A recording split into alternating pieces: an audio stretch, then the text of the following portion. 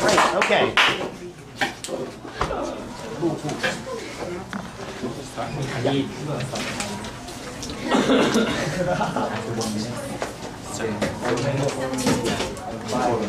Okay, you may begin.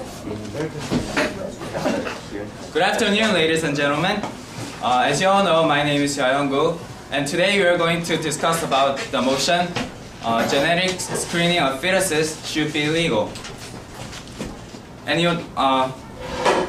before we start, let us define what genetic screening is.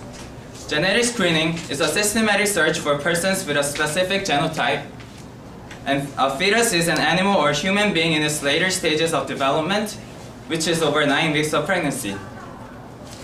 And in order to win today's debate, our team is going to prove that genetic screening is technically risky and that it violates ethical rights. The first speaker, I, will develop about technical issues of genetic screening of fetuses, which possesses great risk. And the second speaker, Daewon, will make a point about moral issues, which includes abortion problem and debate over the value of life. And the third speaker, which is also I, will summarize the points made in formal speeches and make some final statements.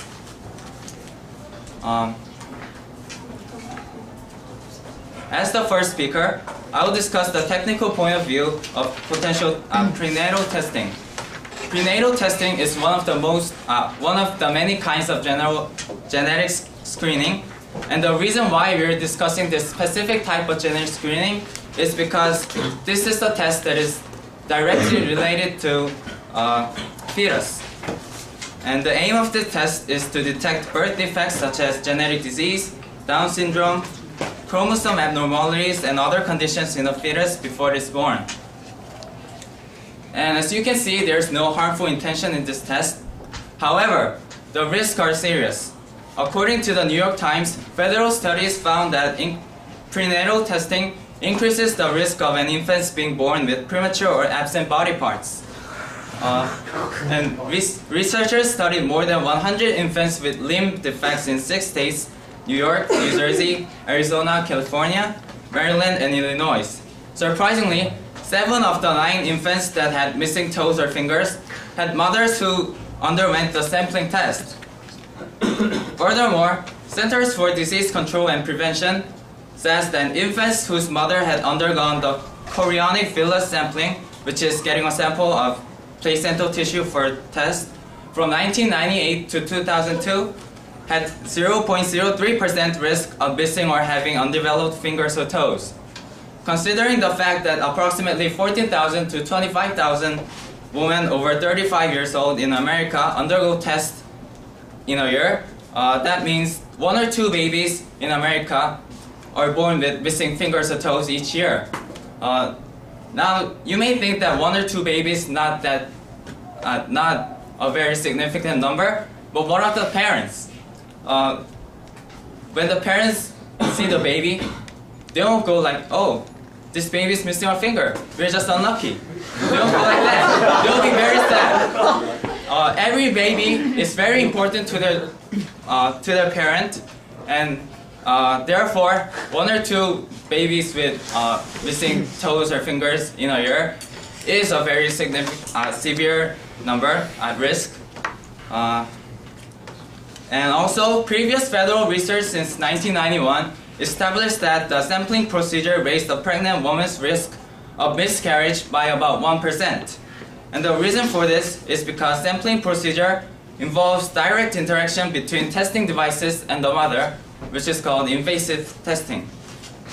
To summarize my points, genetic screening of fetuses must be illegal because several birth defects such as missing fingers or toes may occur, and in more dire cases, babies could not have a chance to be born at all.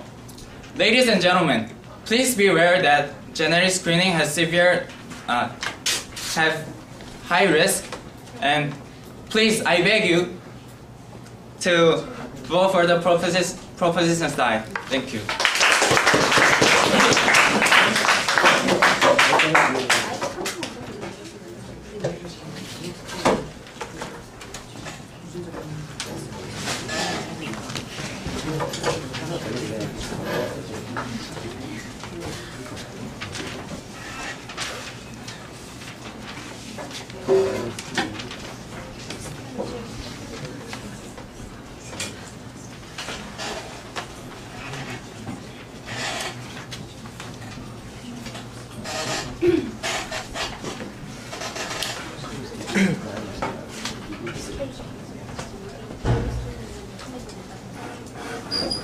Okay, Bei Cho-gyo is the first speaker for the op side. Good afternoon, ladies and gentlemen. Today's motion is whether the genetic screening on fetuses should be legal. As the opposition side for this issue, our team will argue that genetic screening should not be legal. In order to win this debate, the opposition side should prove that genetic screening on fetuses should be legal, or at least partially. And the proposition side must prove that genetic screening must be prohibited by law, despite all the benefits from the advanced technology. To give strength to our arguments, our team will give three main reasons. As the first speaker of this opposition side, I will present the first two arguments that the genetic screening will help making well-prepared future health plan. And to those who were diagnosed with no specific genetic disease, it will provide a sense of relief.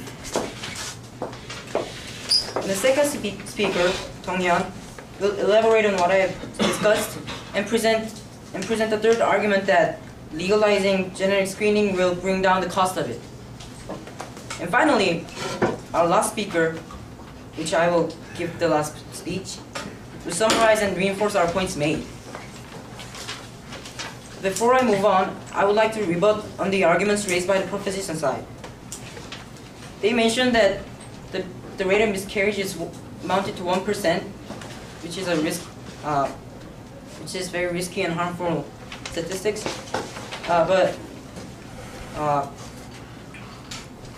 Since the rate of 1% pregnant woman giving miscarrying a baby is 35 years old, is older than 35, so the genetic screening should be recommended since they are older than 35 years. So and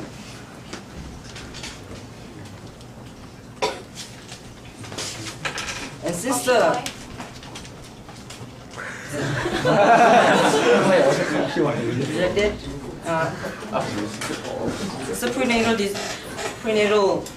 prenatal screening is experimented because the fetus is in the danger of has possibility that it will carry a genetic disease later on in life. So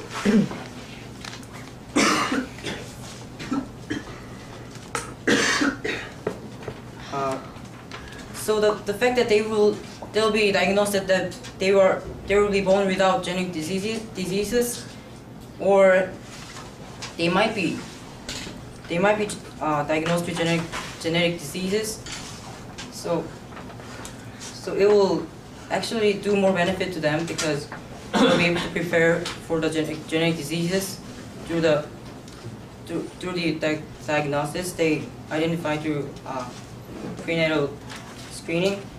Then let's move on to our main arguments. First of all, acquiring the information about a child's danger beforehand assists the parents to set up a future health plan to cope and treat with the disease. Especially to a group of people who are ethnically more prone to carrying mutated genes, the need for genetic screening is more desperate. For instance, 1 in every 30 people of Ashkenazi Jews living in Eastern Europe carries a recessive genes of the disease called Tay-Sachs disease. Tay-Sachs disease, and the screening has proved that it decreased the breakout of the disease by 10 times. Imagine what will happen to so many Ashkenazi Jews who can easily copy the disease through genetic screening if it is illegalized. What will happen? And moreover, the results from the genetic diseases give a sense of reassurance to those parents whose children are diagnosed with no potential diseases. If a mother giving birth to a child was diagnosed to have a breast cancer, to be a breast cancer prospective, but her fetus was found out that to be free from the breast cancer, how relieved the parents should be. To summarize, genetic screening will assist making a well-informed future plan, and give a sense of relief to those who are safe from developing genetic diseases. And I thank you for listening, patiently listening, and ask you to vote for the proposition stand.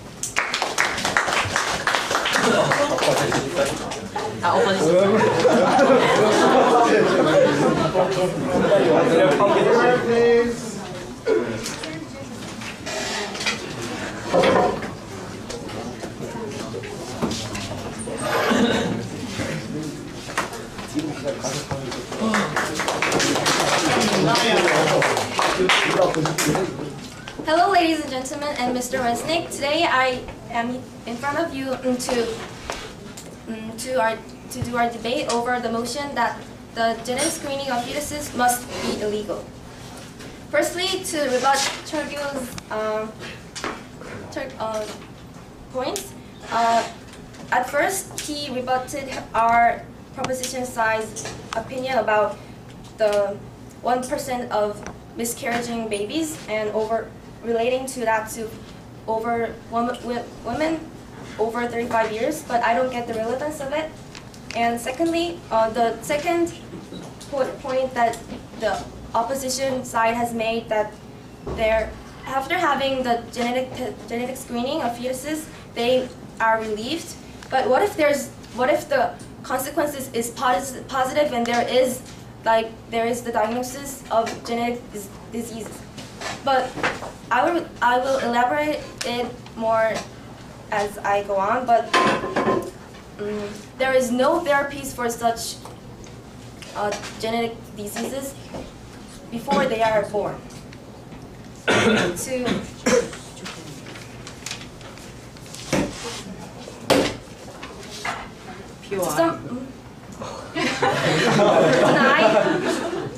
To summarize our first speaker's opinion about our side, the risk of prenatal testing is, in terms of technology, there are serious loss of absent body parts of babies, as you heard, and those mothers who are examined are potential of miscarrying their babies. POI accepted.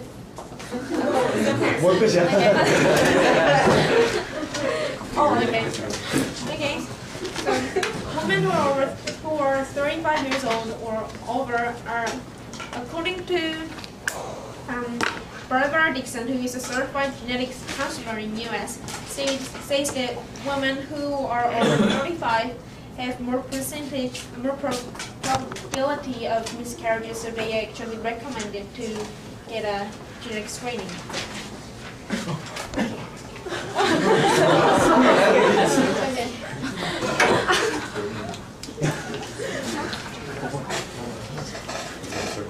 To finally make my points, I will talk about the ethical aspect of genetic screening, and there are two main points: abortion problem and the debate over on the value of life.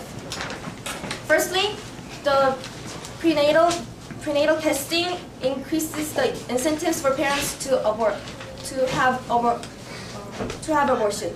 This may sound like free economics, but it is true. It is actually true.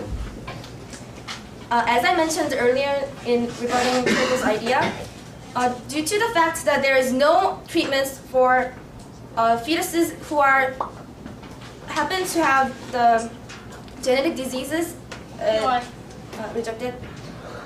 are can be the motive of the abortion, and according to the European Bionet, there are no other solutions before they are born except having abortions.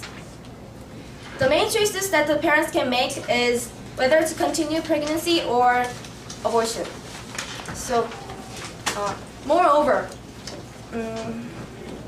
there is another discouraging point about prenatal testing, which is called wrongful abortion. This is not a debate about abortion, but I will elaborate a little bit. According to Yale Journal of Health Policy, women who underwent abortion are later found that the tests they went through to recognize the genetic flaws were actually wrong. Through prenatal testing, parents are once more engaged to take abortion, but the abortion actually backfires on them and they lose their child. So, next, the value of mental and physical disabled people are in question. Are they the existence of denial, or if we abandon them before they are born in the stage of fetuses?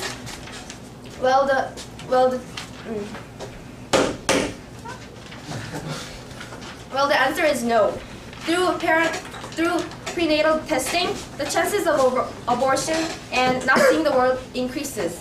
To cite from Our Bodies, Our Cells Health Research Center from Reznick College, Adrian Assay,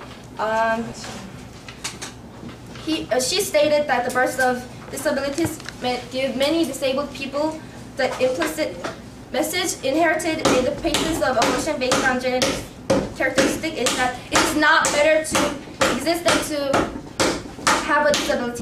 Your birth is a mistake. Your family and the world doesn't need any better of you guys. So I made the 2 points that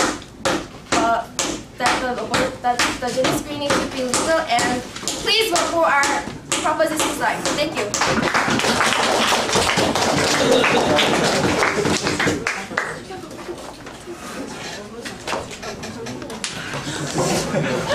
40 rounds. Okay, Tina's going to be the next speaker for the outside. After her speech, we'll have 2 floor speeches. So think about what you'd say for either side. Yep. Okay, hello. I want to make some rebut on the points that Daewon made. Okay.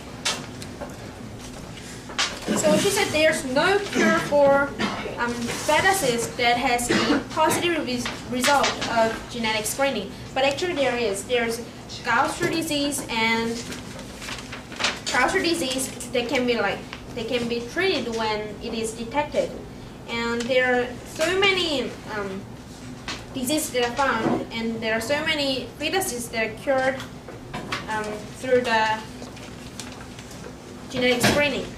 PY.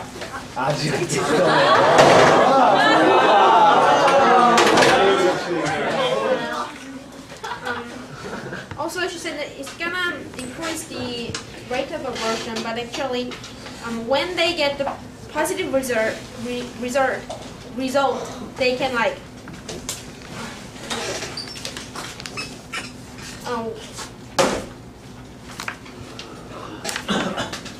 when they get positive results. POI. Okay. You said that many diseases can be found and treated by genetic screening, but according to Bionet, among many kind of genetic disease, only 10% can be detected, and there is no cure for them except for aborting them. According to my research,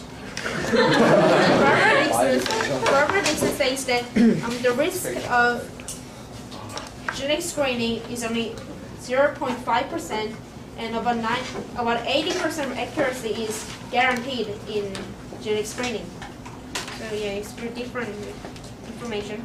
And also, when the parents get positive result, it doesn't mean the fetus is actually disabled. They can like the positive result actually says that the fetus needs more examination on its health. So it doesn't mean the abortion rate is actually raised by the positive result.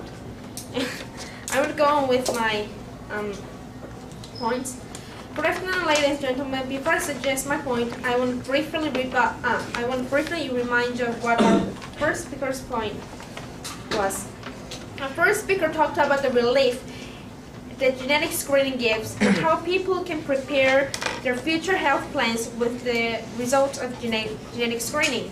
To go a bit further with these points, I can talk about African Americans. According to Barbara Dixon, a certified genetic counselor, 1 in 12 African Americans are sickle cell disease carriers.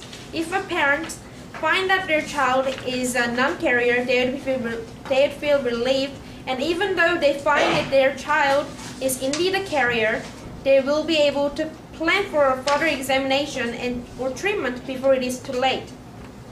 If parents are not allowed to know about their fetus health, they can feel extremely anxious, because that's what really happened to Mr. L, who is 38 years old, and she lost her baby soon after it was born because of Menkesi disease, which is a genetic disease.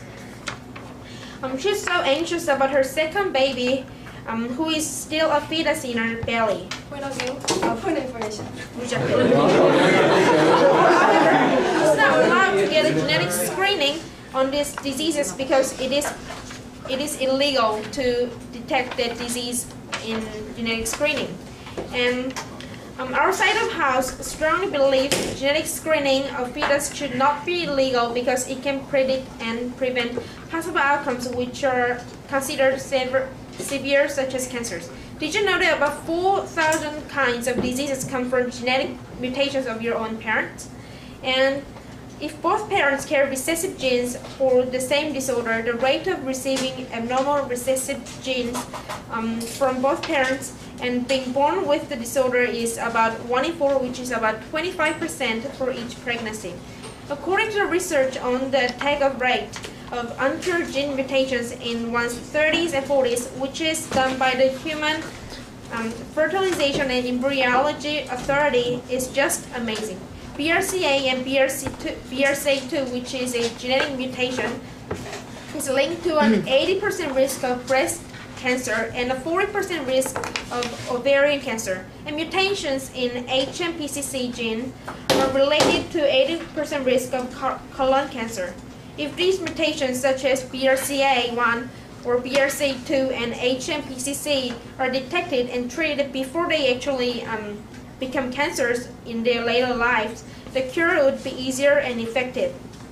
Also, many people do not get genetic screening because it is expensive.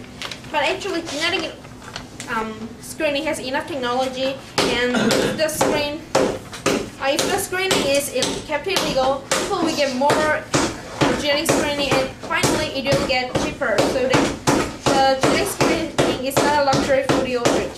Thank you.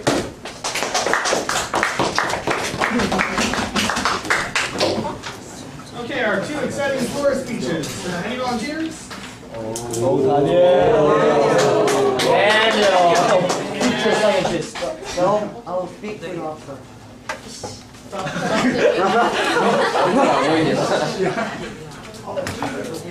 Can I speak for you also? You may. Rock stage first.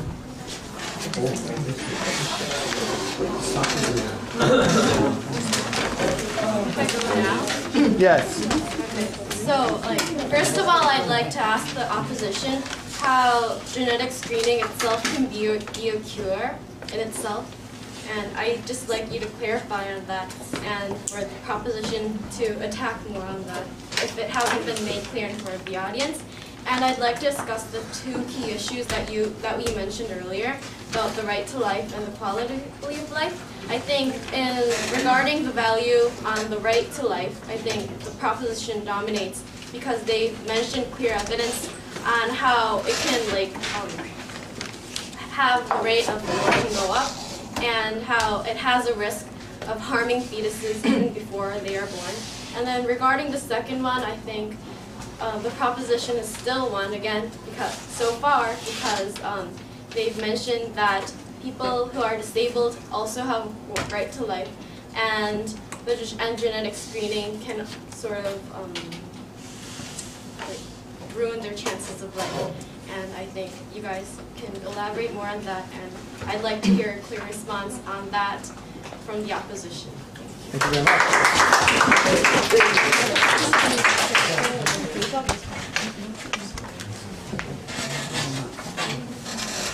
So I just have one point against the pro side. So the first speaker said the genetic screening should be illegal because it has great risks. But what I think is it's not kind of related to great risks because even though you have great risks, so I have a question. Do you require the agreement of parents to do genetic screening? So do doctors should have the permission from the parents? Of course. Their body is. So as you see, like they ask for the agreement. So in same logic, some risky surgeries should also be illegal because they in same have the great risk.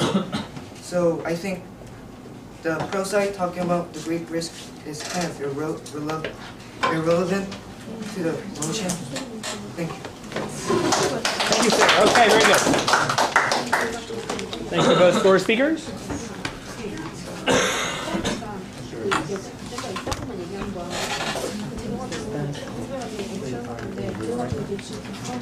Most places legal, yes. Yes. Allowed. Yes, they should. Okay, the opposition side now has the chance to add a final emphasis to their case. Welcome back, Shogyo.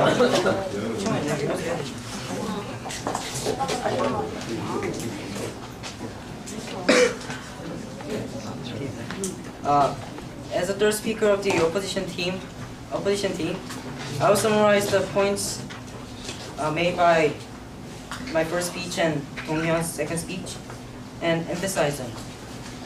But before I move on, I would like to make a rebuttal for Daewon's speech.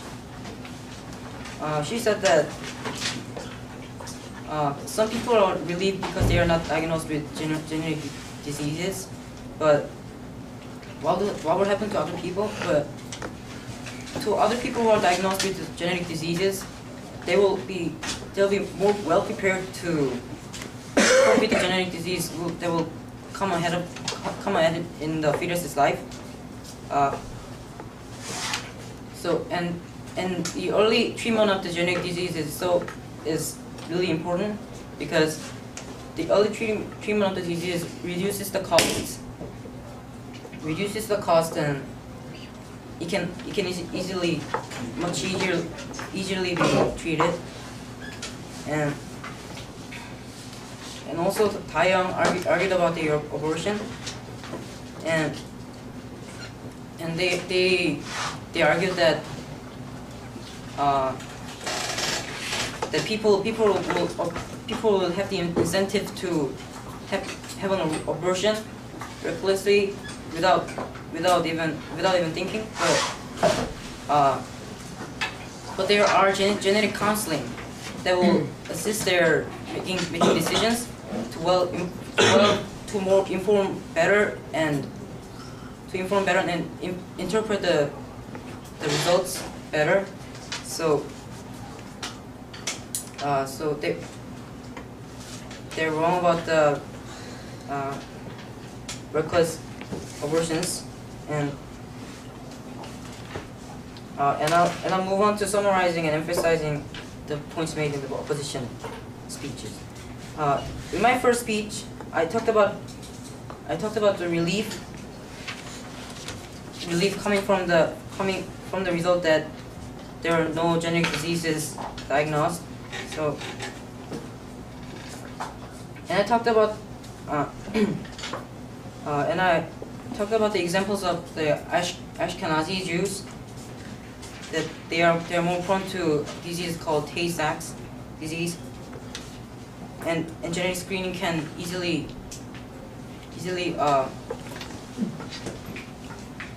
predict and prevent the disease, and give an early hair plan to cope with the disease.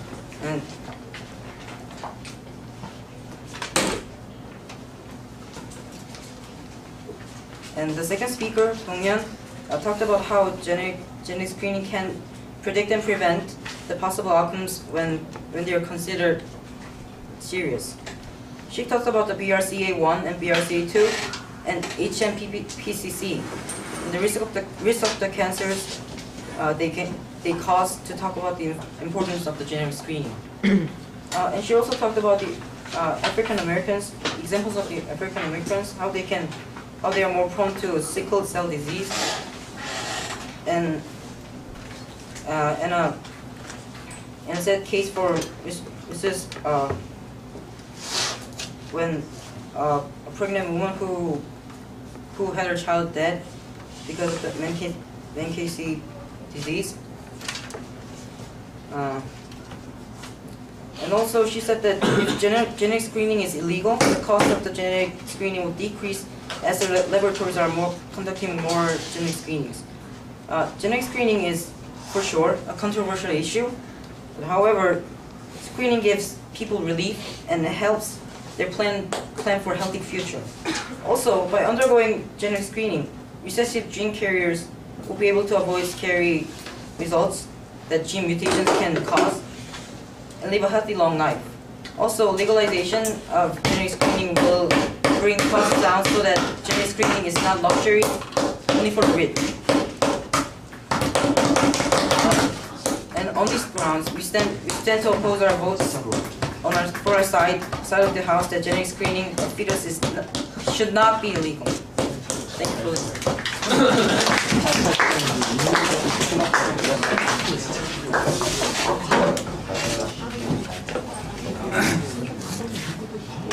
As the third speaker of the proposition side, I will make some rebuttal of the points made by the opposition side and emphasize our points once again.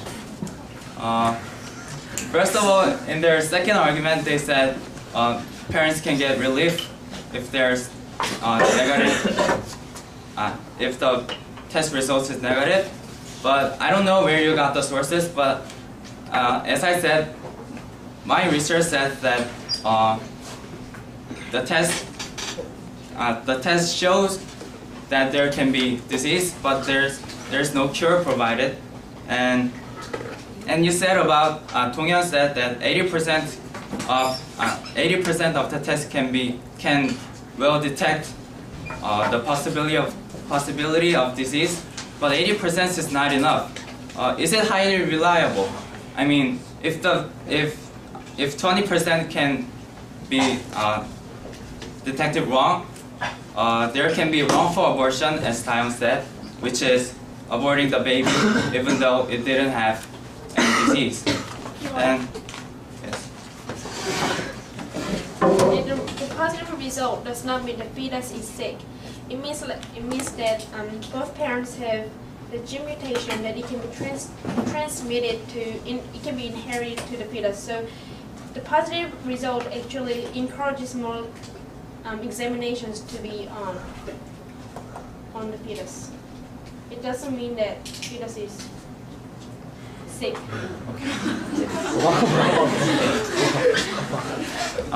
And about Daniel's speech, he said that agreement is needed.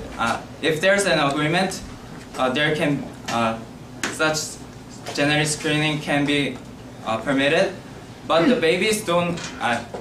But different from risky surgery, genetic testing cannot get the agreement from the baby because they can think. And if they kill without the agreement of the baby, it's ignoring the baby's right to live. Okay, and I'll move on to our summarize our points. First of all, in the technical point of view, genetic screening must be banned because the risk of the test for the babies is extremely severe, as the statistics of New York Times and Centers for Disease Control and Prevention asserts. And in the ethical point of view, there are abortion problems and importance of life of people with disabilities. And prenatal testing accelerates parents to have abortion because there are no treatments to help fetus with defects. The next point made by second speaker was related to disabled people which people deny from taking prenatal testing. Because of those two reasons, technical reasons and ethical issues, I strongly believe that genetic screening must be illegal. And ladies and gentlemen, once again, I beg you, please vote for the proposition side. Thank you.